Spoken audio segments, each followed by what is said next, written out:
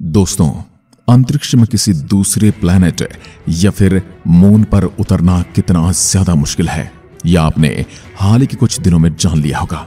भारत पहला देश बना है जो चांद के साउथ पोल पर लैंड करने में सफलता हासिल कर चुका है। इससे पहले कोई भी देश वहां पर सफलतापूर्वक लैंडिंग नहीं कर पाया। बहुत से देशों ने वहां कोशिश की, इसमें इजराइल, चाइना और रूस जैसे देश शामिल हैं, जिनका लैंडिंग के वक्त वहां पर स्पेसक्राफ्ट क्रैश हो गया और साथ ही भारत का भी चंद्रयान 2 वहां पर क्रैश हो चुका था। तो आप अंदाजा लगाइए, यदि किसी यान में इंसान बैठे हैं और वो चांद की सतह पर लैंड करने वाले हैं, उसके बाद उन्हें आप वहां पर लैंड करके तो छोड़ नहीं सकते, उन्हें वापस पृथ्वी पर भी तो आना है। वहां पर एक बार फिर से वही प्रक्रिया दोहराई जाएगी जो पृथ्वी पर दोहराई जा चुकी है, यानी कि उन्हें वहां से एक बार फिर से अपने स्पेसक्राफ्ट को चालू करना होगा, आसमान में उड़ना होगा और फिर से एक बार लैंडिंग करनी होगी, वो भी धरती पर। जितनी समस्याएं उन्हें वहां पहुंचने में आती हैं, उससे कहीं ज्यादा समस्याएं वहां से उड़कर वापस पृथ्वी पर लैंड करने में आती हैं। आज हम एक ऐसे ही मिशन के बारे में बात करेंगे। आज से 50 साल पहले जब अमेरिका का अपोलो मिशन कामयाब रहा था, जिसमें पहली बार इंसान चांद पर गए थे। आइए उस समय की कुछ जानकारियां आपके साथ साझा करते हैं। कितना मुश्किल भरा था यह मिशन। चांद पर उतरने के बाद यानी 2.5 घंटे के बाद इंसानों की पहली मून वॉक खत्म होने वाली थी। तब एल्ड्रिन ने कहा, ठीक है, हमें हैच को बंद करके लॉक कर दिया है, उसे चेक भी कर लिया है। गैरी ग्रिफिन ने कहा था कि मून से उनके वापस लौटने के इंतजार से वो घबराए हुए थे और उस समय वो नासा के हेडक्वार्टर में बैठे हुए अपनी नाखून चबा रहे थे और उस समय हर कोई डरा हुआ था। चांद से निकलने के लिए एस्ट्रोनॉट्स को एक आखिरी बार लूनर मॉड्यूल पर निर्भर होना होगा। अपोलो 11 के फ्लाइट डायरेक्टर ग्लेन लूने ने कहा था कि बहुत ही चिंतापूर्ण माहौल था और हम कुछ नहीं कर सकते थे। काउंटिंग स्टार्ट हुई और सबके दिल की धड़कनें बढ़ी हुई थी। तभी एल्ड्रिन ने कहा, हम अपने रोवर का शैडो देख सकते थे। 2636 फीट पर सेकंड से ऊपर उठ रहे हैं। लिफ्ट ऑफ होते ही एल्ड्रिन ने फिल्म कैमरा शुरू किया। उनका कहना था कि लिफ्ट ऑफ बहुत स्मूथ था और सबने राहत की सांस ली। दोनों स्पेसक्राफ्ट पर मौजूद कैमराज ने स्पेसक्राफ्ट को लाइन अप होते ही रिकॉर्ड किया। वो 100 किलोमीटर ऊपर थे और नील और बज ठीक उनके नीचे पहुंचे। आर्मस्ट्रांग ने कहा था कि वह अब कुछ नहीं कर रहे हैं, माइक से स्टेबल होने देते हैं। फिर उन्होंने दोनों व्हीकल्स को जोड़ा जिसकी उन्होंने ट्रेनिंग ली थी। जोड़ने पर एस्ट्रोनॉट्स ने कमांड मॉड्यूल के इंजन को दोबारा शुरू किया। अपोलो 11 के एस्ट्रोनॉट्स पृथ्वी की ओर रवाना हुए और बृहस्पति के दिन पृथ्वी पर पहुंचने वाले थे। एल्ड्रिन ने माउंटेन कैमरा को आखिरी बार शुरू किया, जिससे वो पल रिकॉर्ड हुआ जिसमें उनका स्पेसक्राफ्ट 38,000 किलोमीटर प्रति घंटा की स्पीड से भी ज्यादा से जमीन की तरफ बढ़ रहा था। जैसे जैसे प्रोटेक्टिव हीट शील्ड मेल्ट होती, स्पेसक्राफ्ट के जलते टुकड़े पीछे हवा में उड़ जाते। 40,000 फीट की ऊंचाई पर उड़ रहे कैमरा ने अपोलो 11 को फायर बॉल की तरह अर्थ के एटमॉस्फेयर में दाखिल होते हुए कैप्चर किया। कमांड मॉड्यूल के लैंडिंग साइट के बिल्कुल सटीक टारगेट साइट पर आते ही यूएसएस हॉर्निक आसमान से आते अपोलो 11 को देखने निकल पड़े। चांद पर अपने कदम रखने के बाद अपोलो 11 के एस्ट्रोनॉट्स पृथ्वी पर लौट आए थे। मिशन कंट्रोल में कैमराज टीम के उत्साह को रिकॉर्ड कर रहे थे, मगर आर्मस्ट्रांग, एल्ड्रिन और कोलिन को सेलिब्रेशन के लिए थोड़ा और इंतजार करना पड़ा। उनके लिए एक नया मिशन शुरू हो रहा था, एक ऐसा मिशन जो मानव जाति की सुरक्षा के लिए बहुत महत्वपूर्ण था। लॉन्ग लेंस फिल्म फुटेज से पता चला कि किस तरह से नासा ने प्रोटेक्टिव क्लोजिंग के जरिए मून की किसी भी तरह की बीमारी को धरती पर आने से रोका। यूएसएस हॉर्नाइक में बैठे एस्ट्रोनॉट्स की तस्वीरें लेने के लिए न्यूज मीडिया वालों की भीड़ जमा हो गई। दोस्तों, एल्ड्रिन ईगल में पहले वापस आए थे। उन दोनों ने मिलकर किसी तरह 22 किलोग्राम नमूनों के बॉक्स और फिर फिल्मों को यान में एक पुली की सहायता से चढ़ाया था। स्पेसक्राफ्ट के जीवन रक्षक वातावरण में आने के बाद उन्होंने अपने जूते और बैकपैक सूट उतारे और उसके बाद वे सोने चले गए। 7 घंटों की नींद के बाद ह्यूस्टन केंद्र ने उन्हें जगाया और वापसी की यात्रा की तैयारी के लिए कहा।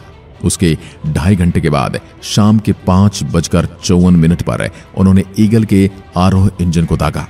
चंद्रमा की कक्षा में नियंत्रण यान कोलंबिया में उनके साथ कॉलिंस उनका इंतजार कर रहा था।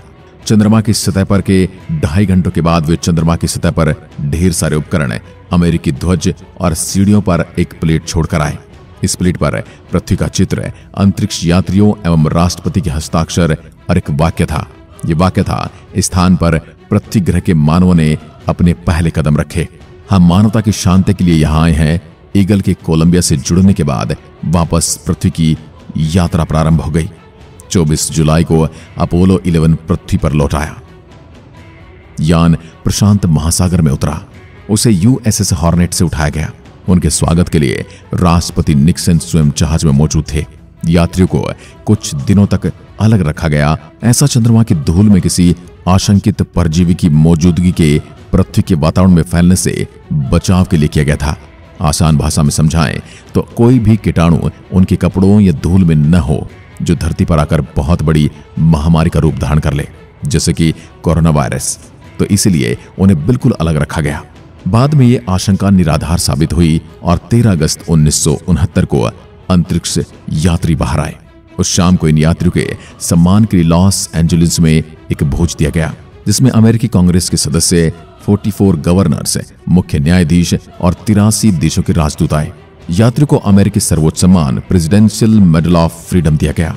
16 सितंबर 1969 को 3 यात्रियों ने अमेरिका कांग्रेस को संबोधित किया। इस यात्रा का मुख्य नियंत्रण कक्ष कोलंबिया, वाशिंगटन में national air and space museum में रखा है। इस अभियान से जुड़ी एक दिलचस्प बात यह है कि किसी दुर्घटना की स्थिति में राष्ट्रपति निक्सन द्वारा दिया जाने वाला संदेश तैयार रखा गया था। इस संदेश के प्रसारण के बाद चंद्रमा से संपर्क तोड़ दिया जाता और एक पादरी द्वारा उनकी आत्मा की शांति के लिए प्रार्थना की जाने वाली थी। दोस्तों, इस मिशन के बाद एल्ड्रिन को भी काफी परेशानी का सामना करना पड़ा था। वो डिप्रेशन में चले गए थे। एक अन्य अंतरिक्ष यात्री ड्यूक के परिवार को उनसे तालमेल बिठाने में काफी परेशानी आई। उनकी शादी टूटने तक की नौबत आ गई। इस मिशन की कामयाबी नील के हुनर और हालात को संभालने की क्षमता पर निर्भर थी। नील के यान के सामने उबड़ खाबड़ चांद था, अलार्म बज रहे थे और ईंधन भी कम था, लेकिन नील ने बड़ी आसानी से अपने अंतरिक्ष यान को चंद्रमा पर उतार दिया। ये मानवता के लिए बहुत लंबी छलांग थी, लेकिन बाद में नील ने जितने भी इंटरव्यू दिए या लोगों से बात की, उन्होंने हमेशा इसे हल्का फुल्का तनाव भरा लम्हा ही कहा। इसके बजाय उन्होंने हमेशा अपोलो 11 मिशन की कामयाबी का श्रेय उन हजारों लोगों को दिया जो इससे जुड़े हुए थे। नासा का अनुमान है कि अपोलो मिशन से करीब 4 लाख लोग जुड़े हुए थे। इनमें चांद पर जाने वाले अंतरिक्ष यात्रियों से लेकर मिशन कंट्रोलर, ठेकेदार, कैटरर, इंजीनियर, वैज्ञानिक, नर्सें, डॉक्टर, गणितज्ञ और प्रोग्रामर तक भी शामिल थे। दोस्तों, आइए अब कुछ दूसरे अपोलो मिशन के बारे में बात करते हैं जो नासा ने भेजे थे। इनमें से कुछ मिशन फेल रहे तो किसी ने सफलता पाई। 24 दिसंबर 1968 को नासा ने अपना अपोलो 8 मिशन लॉन्च किया था, जो कि चंद्रमा की कक्षा का चक्कर काटने वाला पहला मानव मिशन बना। इसके बाद अपोलो 9 और अपोलो 10 लॉन्च किए गए, जो असफल रहे। 20 जुलाई 1969 को अपोलो 11 लॉन्च किया गया। इस मिशन में 3 अंतरिक्ष यात्री भेजे गए। अपोलो 11 के अंतरिक्ष यात्री नील आर्मस्ट्रांग चांद पर कदम रखने वाले पहले मानव बने। इसके बाद 11 अप्रैल 1970 को नासा ने अपोलो 13 लॉन्च किया। अपोलो 13 मिशन चांद की सतह पर इंसानों को उतारने का तीसरा प्रयास था, लेकिन सर्विस मॉड्यूल ऑक्सीजन टैंक के फटने के बाद मिशन को रोकना पड़ा। इस मिशन में अंतरिक्षयान चांद के नजदीक से गुजरा। ऑक्सीजन की कमी की वजह से अंतरिक्ष यात्रियों को धरती पर वापस आना पड़ा। काफी मशक्कत के बाद अंतरिक्ष यात्रियों की जान बचा ली गई। इस वजह से ही इस मिशन को सक्सेसफुल फेलियर यानी सफल विफलता कहा गया। 31 जनवरी 1971 को नासा के अपोलो 14 लॉन्च किया गया। इसमें mission commander Alan B Shepard junior, lunar module pilot Edgar D Mitchell, command module pilot Stuart A Roosa सवार थे। अपोलो 14 के मिशन कमांडर एलन शेपर्ड चांद पर गोल्फ खेलने वाले पहले इंसान बने। अपोलो 14 के बाद अमेरिका ने अपोलो 15 को चांद पर भेजा।